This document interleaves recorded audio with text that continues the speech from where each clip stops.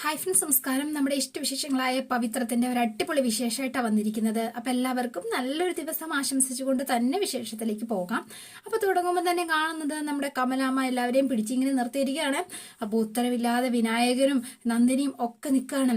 അപ്പോൾ ഇങ്ങനെ ഓരോരോ ചോദ്യങ്ങൾ ചോദിക്കുന്നതിന് മുൻപിൽ എല്ലാവരും പകച്ചു നിൽക്കുന്നു എന്നൊക്കെ പറയാം.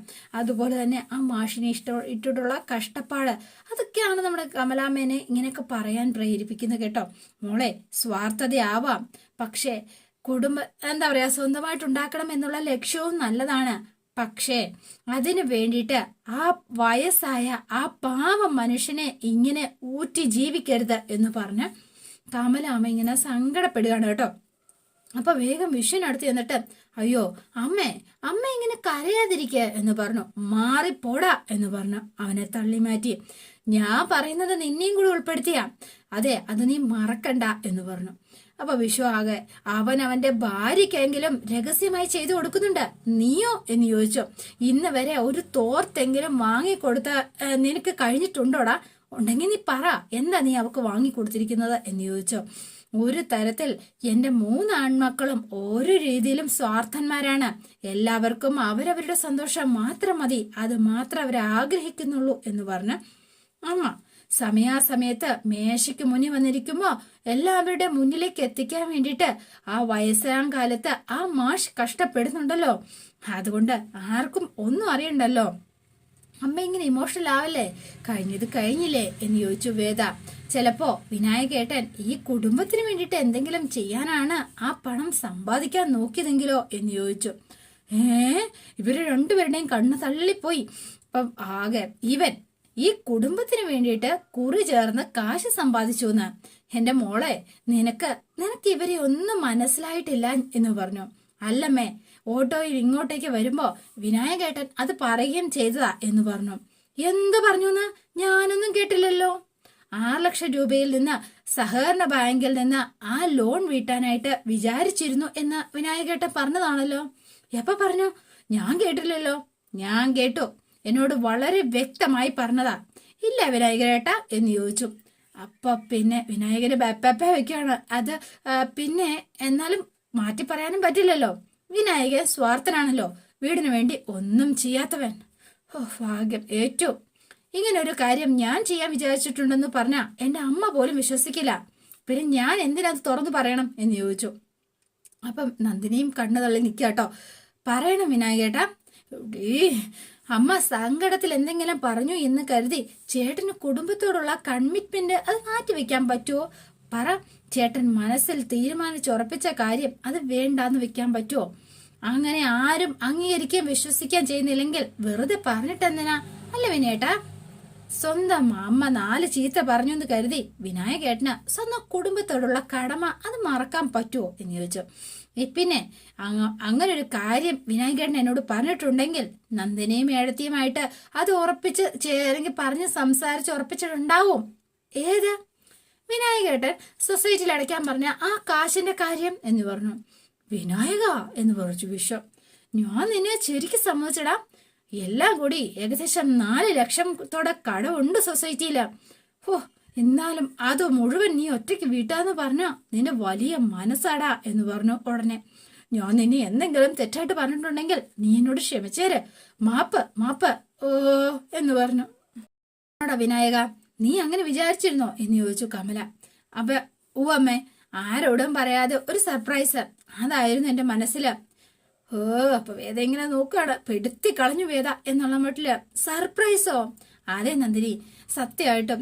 പക്ഷെ അപ്പോഴാണല്ലോ കേശവൻ എന്ന കശ്മലൻ നമ്മുടെ അവനെന്റെ കയ്യിലെങ്ങാനും കിട്ടിയാ വെറുതെ ദേഷ്യം കാണിക്കേണ്ട വിനായകേട്ടാ. ആ കാശ് തിരികെ കിട്ടിയിരിക്കും. അതെ, ദർശൻ കേസ് നടത്തി അത് വാങ്ങിയെടുക്കാമെന്ന് പറഞ്ഞിട്ടുണ്ട്. ഇനി അത് എന്റെയും കൂടി ഉത്തരവാദിത്തമാണ്. എന്താണെങ്കിലും അത് ഉറപ്പായാലും സംഭവിച്ചിരിക്കും. സഹകരണ ബാങ്കിലെ ലോൺ വിനായകൻ ചേട്ടൻ വീട്ടിയിരിക്കും. ഇത് സത്യം.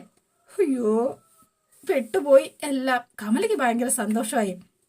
അപ്പൊ എല്ലാവരും ഭയങ്കരമായിട്ട് വന്നിട്ട് അപ്പൊ വിശ്വം വേഗം വന്നിട്ട്, വിനായക കായിക താടാ എന്ന് പറഞ്ഞു. കൺഗ്രാറ്റ്സടാ, നീ കലക്കി. നീ എനിക്കൊരു മാതൃകയാണടാ, മാതൃക. ഞാൻ പറഞ്ഞല്ല, നീ മറന്നേക്കേ. കൺഗ്രാറ്റ്സ് അഗെയിൻ, നീ ഒരു സംഭവം തന്നെ എന്നൊക്കെ പറഞ്ഞ് വിശ്വം അകത്തേക്ക് പോയി. അപ്പൊ ശ്രീജ അങ്ങോട്ടേക്ക് വന്നിട്ട്, നന്ദിനി, നിനക്ക് ഇത്രയ്ക്ക് സ്നേഹം ഈ കുടുംബത്തോടുണ്ടെന്ന് ഞാൻ വിചാരിച്ചില്ല. നീ എന്നാലും മുന്നിട്ട് ചെയ്യാൻ ഇറങ്ങിയല്ലോ, നന്നായി മോളെ എന്ന് പറഞ്ഞു. ആ ബീന വന്ന് കാര്യം പറഞ്ഞപ്പോ എനിക്ക് പെട്ടെന്ന് സങ്കടായി. അതുകൊണ്ടാ അമ്മ ഇങ്ങനെയൊക്കെ പറഞ്ഞു പോയത് എന്നുടനെ കമല, നീ വാ വാ മോളെ, വാ നന്ദിനി എന്ന് പറഞ്ഞു. വാടാ എന്ന് പറഞ്ഞ എന്താ സ്നേഹത്തോടെ ആ വിനായകനെ കൂട്ടിക്കൊണ്ടു പോണത്. വാ എന്ന് പറഞ്ഞപ്പോ പൊക്കണം. ഓ, നന്ദിനിക്കൊരു ഉഗ്രനടിയായി പോയത്. അപ്പൊ വേദ ഇങ്ങനെ നോക്കിയിട്ട് ഒന്ന് ചിരിച്ചു. എന്നിട്ട് വേദ അകത്തേക്ക് കയറി പോവാട്ടോ. നന്ദിനി ദേഷ്യം മൂണ്ട് ഇവളെ തപ്പി നടക്കാണ് വേദേനെ. അപ്പൊ വിക്രത്തിന്റെ റൂമിലുണ്ട്. ഡി എന്ന് വിളിച്ചുകൊണ്ടാണ് അങ്ങോട്ടേക്ക് ചെല്ലുന്നത്. അപ്പൊ നാളെ ഷർട്ടൊക്കെ ചെയ്തുകൊണ്ടിരിക്കുകയാണ്.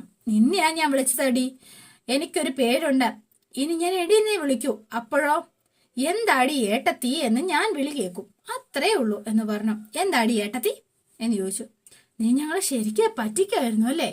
അയ്യോ ഞാനല്ലോ, KP കമ്പനിയല്ലേ നിങ്ങളെ പറ്റിച്ചത്?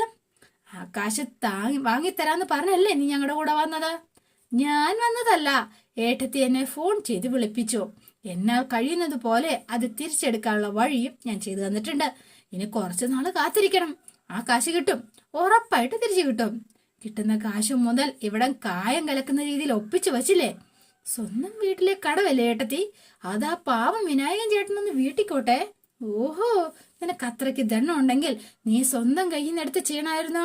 അല്ലെങ്കിൽ നിന്നെ താലി കെട്ടി ഒരുത്തനുണ്ടായിരുന്നല്ലോ, അവനെ കൊണ്ട് ചെയ്യിക്കണമായിരുന്നോ? അല്ല നാട്ടുകാരുടെ അല്ലെങ്കിൽ നാട്ടുകാരുടെ പിച്ചച്ചട്ടി കൈയിട്ടിട്ട് വേണ്ട നിന്റെ ഈ പരോപകാരം നടത്താനായിട്ട്, മനസ്സിലായോ? ഓഹോ, അപ്പൊ ഏട്ടത്തെയും വിനായകേട്ടനും ഈ വീട്ടിലെ ആരുമല്ല അല്ലേ, അന്യനാണെന്ന് ഉറപ്പിച്ചു അല്ലേ? അങ്ങനാണെങ്കി ഇപ്പൊ നിനക്കെന്താ ഛേദം?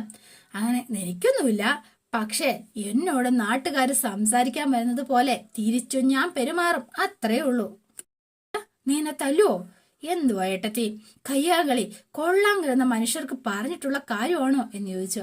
ഇങ്ങോട്ട് വരുമ്പോ തടുക്കാനും ഗതി കേട്ടാൽ അങ്ങോട്ട് കയറി പ്രതിരോധിക്കാനും അല്ലാതെ ഞാനത് ചെയ്യാറില്ല.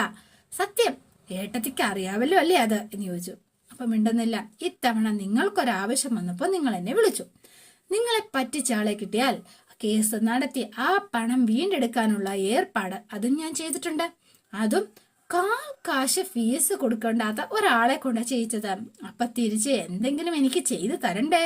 ശരിയല്ലേ? എന്ത് ചോദിക്കണം എന്ന് ഞാൻ ആലോചിച്ചുകൊണ്ടിരുന്നപ്പോഴാ സഹകരണ ബാങ്കിലെ ലോണിന്റെ കാര്യം ഞാൻ ഓർത്തത്.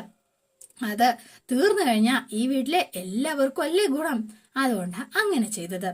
മിണ്ടുന്നില്ല നന്ദിനി. എന്തായാലും ഈ വീടിനും പറമ്പിനും കൂടി ആ ലോണിനേക്കാൾ വിലയുണ്ട്, അത് ഉറപ്പല്ലേ? അതുകൊണ്ട് ബാങ്കുകാരെ ജപ്തി ചെയ്യുന്നതിനേക്കാൾ നല്ലതല്ലേ നമ്മളത് വീട്ടുന്നത്? അതേടി, നീ ചെയ്തത് വലിയ നല്ല കാര്യമായിപ്പോയി. പക്ഷെ എന്നാലും നീ അത്ര പാവമൊന്നുമല്ലെന്നും നിനക്ക് ഒന്നിൽ കൂടുതൽ മുഖമുണ്ടെന്നും എനിക്ക് മനസ്സിലായി. ഓഹോ, ഒന്നിൽ കൂടുതൽ മുഖമോ? എനിക്കോ? എനിക്ക് മനസ്സിലായില്ല. നിനക്ക് ഞാൻ മനസ്സിലാക്കി തരുന്നുണ്ട്. നന്ദിനി പോവാൻ തുടങ്ങിയപ്പോ, നിക്ക്, അങ്ങനെ അങ്ങ് പോവല്ലേ, ഞാൻ ചെയ്തതിൽ എന്താ തെറ്റ്? ഈ വീട്ടിലെ ഒരു മകൻ കഷ്ടപ്പെട്ട് കുറി വെച്ച് കാശുണ്ടാക്കാൻ നോക്കിയത് നഷ്ടപ്പെടാതിരിക്കാൻ ഞാൻ നിങ്ങളെ സഹായിക്കാൻ നോക്കി, അത്രല്ലേ ഉള്ളൂ. അതെ, അത് ചെയ്ത് ഞങ്ങളെ സ്വാർത്ഥരാക്കി, അതിന് കൂട്ടുനിന്ന് എന്നെ കള്ളിയുവാക്കി. ഏട്ടത്തിയെ ഞാൻ എന്തിനു കള്ളിയാക്കണം? ഏട്ടത്തി അല്ലെങ്കിൽ തന്നെ കള്ളിയാണല്ലോ. ഡേ എന്ന് വിളിച്ചു. ദേ, മെക്കിട്ട് കയറാനാണെ സൂക്ഷിക്കണം. അച്ഛൻ പണ്ടെന്നെ ഉണ്ടല്ലോ കുംഫു പഠിപ്പിച്ചിട്ടുണ്ട്. രണ്ടടവും കാണിച്ചു. ഒരൊറ്റ കിക്ക് മതി, നന്ദിനിയടത്തി പറന്ന് താഴെ കിടക്കും. പിന്നെ നടുടിഞ്ഞ് ഒന്നും രണ്ടും ഒക്കെ കിടന്ന് കിടപ്പിൽ തന്നെ സാധിച്ച് എന്താ അതല്ലേ, ഭയങ്കര ബോറായിരിക്കും. എന്താ പറഞ്ഞില്ല എന്ന് വേണ്ട, ആത്മരക്ഷാർത്ഥം ചെയ്താണെന്ന് ഞാൻ കോടതിയിൽ തെളിയിച്ച് ഇങ്ങനെ ഇറങ്ങി പോരുകയും ചെയ്യും. എന്താ, നിന്നെ ഞാൻ കാണിച്ചു തരാടി എന്നൊക്കെ പറഞ്ഞ് നന്ദിനി വേഗം അവിടെ നിന്ന് അങ്ങ് പോവാണ്. അപ്പൊ ഏറ്റു എന്ന് മനസ്സിലാക്കി വേദ ഇങ്ങനെ നിൽക്കുന്നു. പിന്നെ കാണുന്നത് നമ്മുടെ ശ്രീനിവാസനെയും കൊണ്ട് വീട്ടിലേക്ക് എത്തിയിരിക്കുകയാണ്. അപ്പൊ വിക്രം ഉണ്ട് കേട്ടോ. അപ്പൊ ആൾക്കാരെ കൂടി വന്നിട്ട് എന്ത് പറ്റി സാറേ, എന്ത് പറ്റി എന്ന് ചോദിച്ചു. അപ്പൊ കയ്യിലൊരു കെട്ടൊക്കെ ഉണ്ടല്ലോ. ഒന്നുമില്ലടോ, ഒരു തരം പേടിപ്പിക്കല, അത്രമാത്രം. ഇതൊക്കെ നമ്മുടെ കൂടെയുള്ളത് വേറെ ജനസിൽപ്പെട്ട ഒരാളാണെന്ന് കൂലിക്ക് തല്ലാൻ വന്ന ആർക്കെങ്കിലും അറിയുവോ? തൽക്കാലം ആരും അകത്തേക്ക് വിടണ്ട കേട്ടോ, താൻ വാടോ എന്ന് പറഞ്ഞ വിക്രത്തിനെയും കൂട്ടി ശ്രീനിവാസൻ അകത്തേക്ക് പോവാണ്. സാർ ഇനി അധികം പുറത്തുനിന്ന് ഇറങ്ങണ്ട എന്നാണ് വിക്രത്തിന്റെ അഭിപ്രായം. അപ്പൊ പെട്ടെന്ന് തന്നെ അപ്പൊ ഒന്ന് ചിരിച്ചിട്ട് എന്തുവാടോ ഇത് എന്ന് ചോദിച്ചോ. എന്ത് വിവരക്കേടാ താൻ ഈ പറയുന്നത്? രാഷ്ട്രീയക്കാരന് പുറത്തിറങ്ങാതെ ഒരു ജീവിതം ഉണ്ടോടോ? താൻ എന്താ നാളത്തെ തെരുവ് പ്രസംഗം കഴിയുന്നതോടെ താനും ഒരു രാഷ്ട്രീയക്കാരന്റെ കുപ്പായി അണിയാൻ പോവാ.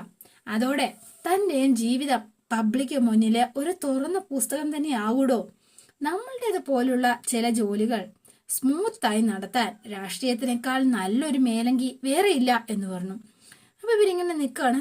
എന്താടോ താനിങ്ങനെ നോക്കിയത്? അല്ല സർ, നമ്മൾ ഇതുവരെ ശരിയുടെ ഭാഗത്തല്ലേ നിന്നിട്ടുള്ളൂ. അതെ, ഏത് കാര്യത്തിനും നമ്മൾ ഇടപെടുമ്പോഴും അതിൽ നമ്മുടേതായ ഒരു ശരി അതിനകത്തുണ്ടായിരുന്നു. തീർച്ചയായിട്ടും ഉണ്ടാവും. പക്ഷേ ഏത് വിഷയത്തിലെ ശരി എന്നുള്ളത് നോക്കുന്നവന്റെ കാഴ്ചപ്പാട് പോലെ ഇരിക്കും. അനുഭവിക്കുന്നവന്റെ മനസ്സിന്റെ തൃപ്തിയും അനുസരിച്ചായിരിക്കും. നമ്മുടെ തൃപ്തി ആവണമെന്നില്ല മറ്റുള്ളവരുടെ തൃപ്തി. അവരുടെ കാഴ്ച നമ്മൾ കാണുന്നതായിരിക്കണമെന്നുമില്ല. മനസ്സിലായില്ല? ഇതിൽ മനസ്സിലാക്കാനൊന്നുമില്ലടോ. അതെ, ഏതാണ് ശരി? ചിലപ്പോൾ നമ്മുടെ ശരി ചിലപ്പം തെറ്റായിരിക്കും. ധാർമ്മികമായ ശരി ചിലപ്പോൾ രാഷ്ട്രീയമായി തെറ്റും. സജീവ രാഷ്ട്രീയത്തിലേക്ക് വരുന്നതോടെ താനും അത് പയ്യെ പയ്യെ പഠിക്കും. പിന്നെ നാളെ വൈകിട്ട് പ്രസംഗിക്കാൻ വരുമ്പോ അന്ന് മാറ്റിവെച്ച ആ വെള്ളമുണ്ട് ഷർട്ടും അതങ്ങ് ധരിച്ചേരെ എന്ന് പറഞ്ഞു. സംശുദ്ധനാണെന്ന് ആൾക്കാരെ ബോധ്യപ്പെടുത്താൻ പ്രവൃത്തി മാത്രം പോരാ, വേഷവും പ്രധാനമാണ് സർ. അത് എനിക്ക് ഇനി അതിനെപ്പറ്റി ഒരു വീണ്ടും വിചാരമില്ല. താൻ സമ്മതിച്ചേ പറ്റൂ. നമ്മുടെ ഭാഗം ശക്തമാകണം. നമ്മൾ സ്റ്റെപ്പുകൾ മുൻകൂട്ടി എടുത്തേ പറ്റൂ. ഇന്ന് തന്നെ നടന്നത് കണ്ടല്ലോ അല്ലേ എന്ന് ചോദിച്ചു. അതുകൊണ്ട് ഇതിനെ നമ്മൾക്ക് അനുകൂലമാക്കി എടുത്ത് മാറ്റിയെടുക്കണം. അടുത്ത ഇലക്ഷന് എനിക്കെതിരെ വിലങ്ങ് തടിയായി നിൽക്കുന്നത് sitting M L A Paul കാട്ടൂക്കാരനാണ്. അതുകൊണ്ട് അയാൾ എതിർക്കെതിരെയുള്ള ചെയ്ത ഒന്നാണെന്ന് നമുക്ക് വരുത്തി തീർക്കണം. പക്ഷെ സാറേ, ഇന്ന് നമ്മളെ ആക്രമിക്കാൻ വന്നിട്ടുള്ള ആ അഭിലാഷ് എന്നോട് പണ്ടേ വൈരാഗ്യമുള്ളതാ. ഞങ്ങൾ തമ്മിൽ പലപ്പോഴും കോർത്തിട്ടുണ്ട്. ഈ അറ്റാക്ക് ചിലപ്പോൾ എനിക്കെതിരെ വന്നതായിക്കൂടെ? അതിനല്ലേ സാധ്യത? എങ്കിൽ പിന്നെ അവൻ പോയപ്പോ എന്തിനാ എന്നെ വെല്ലുവിളിച്ചത്? നിനക്കുള്ള കൊട്ടേഷൻ ആണെങ്കിൽ തന്നെ ഇപ്പൊ പാർട്ടികൾ നമ്മൾ ഗുണം കിട്ടണമെങ്കിൽ ഈ ആക്രമണം എനിക്കെതിരെ നടന്ന ഗൂഢാലോചനയായി അത് മാറിയിരിക്കണം വിക്രം. അതിനോടൊപ്പം പോൾ കാട്ടൂക്കാരൻ സ്വകാര്യമായി വച്ചിരിക്കുന്ന ചില രേഖകൾ അത് നമ്മളെടുത്ത് നമ്മുടെ കയ്യിൽ സൂക്ഷിക്കുകയും വേണം എന്ന് പറഞ്ഞു. ഈ എതിർപ്പിന്റെ കണിക പോലും ഇല്ലാതെ നമ്മൾ പാർട്ടിയുടെ ടിക്കറ്റിന് അർഹത നേടണം വിക്രം എന്ന് പറഞ്ഞു. തനിക്ക് മനസ്സിലാവുന്നുണ്ടോ? ഇല്ല സർ എന്ന് പറഞ്ഞു. പക്ഷേ എന്താ ചെയ്യേണ്ടതെന്ന് സാർ ഒന്ന് പറഞ്ഞാൽ മാത്രം മതി. ഞാൻ എന്തിനും തയ്യാറാ. അതാണ് വിക്രം എന്ന പാർട്ടി പ്രവർത്തകന്റെ ഗുണം. ഉള്ള കേഡർ സ്വഭാവമുള്ള പാർട്ടി പ്രവർത്തകർക്ക് ആദ്യം വേണ്ടതും അതാണ് വിക്രം. ഒന്ന്, ആരാണ് നേതാവ് അയാൾ പറയുന്നത് എന്താണെങ്കിലും അതിൽ അചഞ്ചലമായ വിശ്വാസം. രണ്ട്, പിന്നെ എന്താന്ന് വെച്ചാലേ അഥവാ പിന്നെ അത് തെറ്റല്ല എന്നിപ്പോ എന്തെങ്കിലും തെറ്റു പറ്റിയാൽ അത് തെറ്റല്ല എന്നുള്ളൊരു ക്യാപ്സ്യൂൾ തൊണ്ട തൊടാതെ വിഴുങ്ങാനുള്ളൊരു കഴിവ് അല്ലേടോ എന്ന് ചോദിച്ചിട്ട് ഈ ശ്രീനിവാസൻ നിന്ന് ചിരിക്കാട്ടോ. അപ്പൊ വിക്രവും ഒന്ന് ചിരിച്ചു. ഒന്നും അറിയാത്ത മട്ടിലുള്ള നിപ്പാണല്ലോ ആശാന്റേത്. പിന്നെ കാണുന്നത് കമലേനെയാണ്. അപ്പൊ കമല വെജിറ്റബിൾ അരിഞ്ഞുകൊണ്ടിരിക്കുന്ന സമയത്ത് ശ്രീജ അങ്ങോട്ടേക്ക് വന്നിട്ട് എന്തിയ വേദ എന്ന് ചോദിച്ചു. അപ്പൊ നന്ദിനി അടുക്കളയിലുണ്ട്. എന്തിനാ അവളെ അന്വേഷിക്കുന്നത്? അല്ല, എപ്പോഴും ഇവിടെ കാണാറുണ്ടല്ലോ. അവളെ കണ്ടില്ല, അതുകൊണ്ട് ചോദിച്ചു എന്ന് മാത്രം. അവൾക്ക് എന്തോ ആർക്കോ മെയിൽ അയക്കാനുണ്ടെന്ന് പറഞ്ഞാ പോയത്. അതെന്തിനാ ഇപ്പൊ ടൗണിൽ പോണത്? അവൾ ഫോണിലൂടെ അയച്ചാ പോരെ? ഞാനതൊന്നും ചോദിച്ചില്ല. എന്തെങ്കിലും ഉടായ്പ് കാണും. എന്തുടായ്പ്? നന്ദിനിക്ക് അവൾ എന്ത് ചെയ്താലും തെറ്റല്ലേ ശ്രീജയെ? ഏത് നേരവും അവൾ എന്താ ചെയ്യുന്നതെന്ന് നോക്കി അവളുടെ പുറകെ നടക്കലല്ലേ ഇവളുടെ പണി. ഓരോന്ന് കാണുമ്പോ അറിയാതെ പറഞ്ഞു പോകുന്നതാമേ എന്ന് പറഞ്ഞു. എന്നാലും കാശു പോയപ്പോ അതിനു വേണ്ടിയിട്ട് ഓടിയതും ഭേദമല്ലായിരുന്നോ? ഇതിലും ഭേദം വരാതിരിക്കുന്നായിരുന്നു. എന്താ? ഒന്നുമില്ല എന്റെ ശ്രീജേച്ചി. അവളുടെ ശരിക്കുള്ള മുഖം നിങ്ങൾ കാണാത്തതുകൊണ്ടാ. ദേണ്ടേ, അവക്ക് നമ്മളെ ഏട്ടത്തിമാരെന്നോ അമ്മയെന്നോ അച്ഛനെന്നോ ഒന്നുമില്ല കേട്ടോ. സത്യവാ. ഇപ്പൊ ഇങ്ങനെ കൂടെ നിൽക്കും. അവൾ എന്താണോ ആഗ്രഹിച്ചത് അത് നടക്കാതെ വരുമ്പോ നോക്കിക്കോ വിധന്മാർ ഓളുടേത്. പിന്നെ അവള് 2 കിക്കില് 4 പഞ്ച് അതോടെ പറന്നു വന്ന് വീഴും. പിന്നെ ഒന്നും പറയണ്ട, കിടന്ന കിടപ്പിലെ 1ഉം 2ഉം ഒക്കെ പോകുമ്പോ മഹാവൃത്തികേടായിരിക്കും. ഇവൾ എന്തൊക്കെയാ ശ്രീജ പറയണത്? എനിക്കൊന്നും മനസ്സിലായില്ല. എനിക്കും എന്ന് ശ്രീജ പറഞ്ഞു. അമ്മയുടെ പുന്നാര മരുമോളെ എന്നോട് പറഞ്ഞതാ അടിച്ചു താഴെയിടുമെന്ന്. വേദം അങ്ങനൊന്നും പറയില്ല. എന്ന് വിശ്വസിച്ച് അവിടെ ഇരുന്നു. പണി പാലും വെള്ളത്തിൽ കിട്ടുമ്പോ കാണാം എന്ന് പറഞ്ഞ് നന്ദിനി അങ്ങ് പോയി. ഇവൾ എന്തൊക്കെ ഈ പറയുന്നത്, ഇവക്ക് എന്ത് പറ്റി? അതൊന്നും വലിയ കാര്യമുള്ള കേസല്ലമ്മേ. അവളുടെ സ്വഭാവം അമ്മയ്ക്ക് അറിഞ്ഞൂടെ? അമ്മേ അമ്മേ വിഷു അല്ലേ വരുന്നത്, എന്താ അമ്മേ നമ്മുടെ പരിപാടി എന്നിങ്ങനെ ചോദിക്കുകയാണ് കേട്ടോ. ഈ വർഷത്തെ വിഷു സ്പെഷ്യൽ അല്ലേ? സ്പെഷ്യൽ ആണോ എന്ന് ചോദിച്ചാൽ ആണ്. പക്ഷേങ്കില് അതുകൊണ്ട് തന്നെ ആഘോഷങ്ങളൊന്നും വേണ്ടെന്ന് മാഷ് ചിലപ്പോൾ നിശ്ചയിക്കാനും വഴിയുണ്ട്. സ്വഭാവം അറിയാലോ. എന്നാലും നല്ലൊരു ദിവസമായിട്ട് അത് തന്നെ നമുക്ക് ആഘോഷിക്കാതിരിക്കേണ്ട ശ്രീജെ. ആ കുട്ടി വന്നിട്ടുള്ള ആദ്യത്തെ വിഷു അല്ലേ? നീയും വേദയും കൂടി തന്നെ എല്ലാത്തിനും മുൻകൈയൊന്നും എടുത്തേരേ. മാഷ ചക്കയിട്ടോ, ഞാനത് വറുത്ത് കുപ്പിയിലാക്കിയിട്ടുണ്ട്. പിന്നെ ഒരു സദ്യയും വിഷുക്കണിയും എന്താ പോരെ എന്ന് ചോദിച്ചു. അതിനുള്ള കാര്യങ്ങളൊക്കെ വേദ നോക്കിക്കോളും. അതല്ലമ്മേ, ഞാനൊന്ന് വീട് വരെ പൊക്കോട്ടെ എന്ന് ചോദിച്ചതാ. വിഷു മോളോടൊപ്പം അവിടെ ആഘോഷിച്ചാലോ എന്ന് ആലോചിക്കുക. അല്ല, എന്താ അമ്മയുടെ അഭിപ്രായം? നല്ല കാര്യമല്ലേ എന്ന് ചോദിച്ചു. എന്തൊക്കെ പറഞ്ഞാലും നിന്റെ കൂടെ അല്ലേ, പക്ഷേങ്കില് അതിലും നല്ലത് മോളെയും കൂട്ടി ഇങ്ങോട്ടേക്ക് വരുന്നതല്ലേ. എന്നിട്ട് വിഷുവിൻ്റെ അന്ന് ഉച്ച കഴിഞ്ഞ ശേഷം അവളെ കൊണ്ടുവന്ന് അവളെ ആക്കിയിട്ട് അവിടെ ആഘോഷിക്കാമല്ലോ. അതിപ്പോ വിഷുവിന് മാത്രമായിട്ട് അവളെ നീ പോയി കൂട്ടിക്കൊണ്ട് വരണ്ട, വിശ്വം പോയി കൂട്ടിക്കൊണ്ട് വരട്ടെ. നീ അവനോട് മോളെയും കൂട്ടിയിട്ട് വരാൻ പോയി പറ എന്ന് പറഞ്ഞു. അവള് കൂടി ഉണ്ടെങ്കിൽ ഈ വർഷത്തെ വിഷു നല്ല സ്പെഷ്യൽ ആയിരിക്കും എന്ന് പറഞ്ഞു. അപ്പം എന്താണെങ്കിലും ഭയങ്കര സന്തോഷമായി. അപ്പൊ ശ്രീജ കുറച്ച് ചക്ക വറുത്തതും ഒക്കെ ആയിട്ട് വരുവാണ്. ഓ, ചക്ക വറുത്തത് കഴിച്ചിട്ട് എത്ര നാളായി എന്നൊക്കെ പറഞ്ഞ് ആക്രാന്തം പിടിച്ച് മേടിച്ച് ആള് വിഴുങ്ങിക്കൊണ്ടിരിക്കുകയാണ് നമ്മുടെ വിശ്വം. ചക്ക, ചക്ക ഇഷ്ടം പോലെ പറമ്പിൽ കിടപ്പുണ്ടല്ലോ, ആവശ്യമുണ്ടെങ്കിൽ പോയി ഇട്ടോണ്ട് വരണം, എന്നിട്ട് വറുത്ത് തിന്നണം. അതെങ്ങനെയാ ആ ചക്കയുടെ മൂപ്പൊക്കെ അറിയണമെങ്കിൽ അച്ഛൻ തന്നെ വിചാരിക്കണം എന്റെ ശ്രീജയെ, അതാണ് അതിന്റെ ഒരു പാകം എന്ന് പറഞ്ഞു. അതെ, ശരിക്കും അല്ല, നാളെ നമുക്ക് ഒരിടം വരെ പോണം. നാളെ ശനിയാഴ്ചയല്ലേ, എന്താ ജോലിക്ക് വല്ലയിടത്തും പോണോ? ജോലിയൊന്നുമില്ല, നാളെ നമുക്കെന്നാ വീട്ടിലേക്ക് പോവാം, എന്റെ വീട്ടിലേക്ക് എന്ന് ചോദി പറഞ്ഞു. എന്തിനാ? മോളെ ഇങ്ങോട്ട് കൂട്ടിക്കൊണ്ട് വരാൻ. ഇങ്ങോട്ടോ? ആദ്യം ഞാൻ അങ്ങോട്ട് പോവാന്നാ കരുതിയതാ, പക്ഷെ ഇത്തവണത്തെ വിഷു അവൾ ഇവിടെ ആഘോഷിക്കട്ടെ എന്നാ അമ്മയും പറയണത്. ഇവിടെയോ എന്ന് ചോദിച്ചു. എന്താ, ഇത് അവളുടെയും കൂടി വീടല്ലേ എന്ന് ചോദിച്ചു. അതല്ല, നിന്റെ ആങ്ങളെ അതിന് സമ്മതിക്കുവോ? അവനാണല്ലോ ഗാർഡിയൻ. സ്വന്തം മകളെ സംരക്ഷിക്കാൻ പോറ്റാനും കഴിയത്തില്ലാതെ അച്ഛനുണ്ടന്മാരുണ്ടെങ്കിൽ അമ്മാവന്മാര് ചിലപ്പോൾ അത് ചെയ്യേണ്ടി വരും.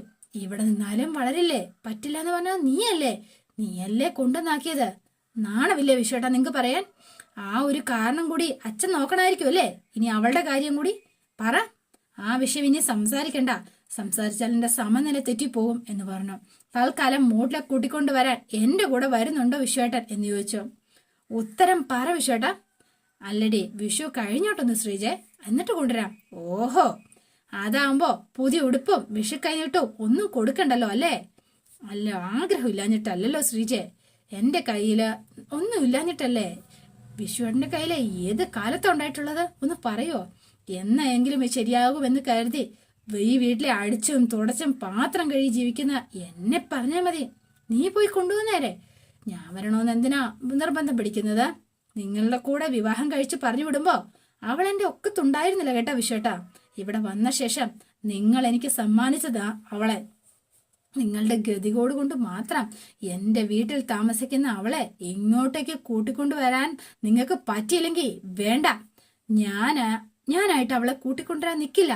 പക്ഷെ ഒരു കാര്യമുണ്ട്, അവളില്ലാതെ ഈ വിഷുവിന് ഞാൻ ആഹാരം കഴിക്കില്ല.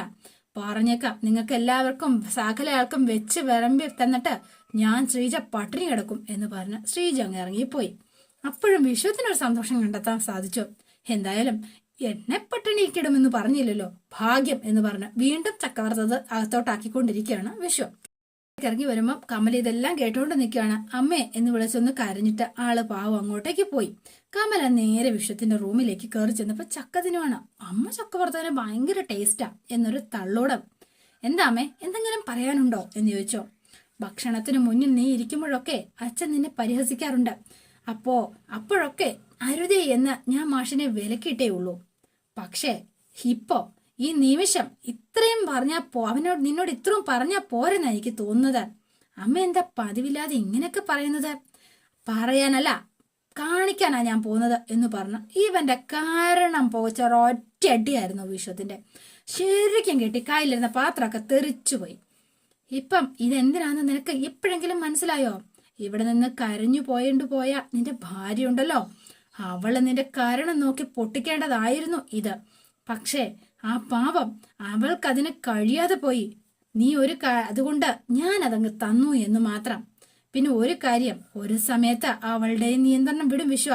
അന്ന് അവൾ എന്താ ചെയ്യാൻ പോകുന്നെന്ന് നിനക്ക് സ്വപ്നം പോലും കാണാൻ പറ്റുമെന്ന് വരില്ല എന്ന് പറഞ്ഞു. നീ നോക്കിക്കോ. എന്നിട്ട് കമല ഇറങ്ങിപ്പോയി. ചുമ്മാ തല്ലും മേടിച്ചിങ്ങനെ ഇരിക്കുകയാണ്. അപ്പം നേരെ കമല വന്നപ്പോൾ പാവം സങ്കടപ്പെട്ട് അവിടെ ഇരുന്ന് കരയാണ്. കമല വന്ന് ചേർത്ത് പിടിച്ചു. കേട്ടോ മോളെ, നീ വിഷമിക്കാതെ, വിഷുവിന് മോള് പട്ടിണി കിടക്കേണ്ടി വരില്ലടാ, ഉറപ്പ് എന്ന് പറഞ്ഞ് അമ്മ ഇങ്ങനെ ചേർത്ത് പിടിച്ചു. കേട്ടോ. അപ്പൊ അതോടെയാണ് ഇന്നത്തെ വിശേഷം അവസാനിക്കുന്നത്. ഇനി നാളത്തെ വിശേഷം ഇതിലും ഗംഭീരാണ്. അപ്പൊ എല്ലാവരും വെയിറ്റ് ചെയ്യുക.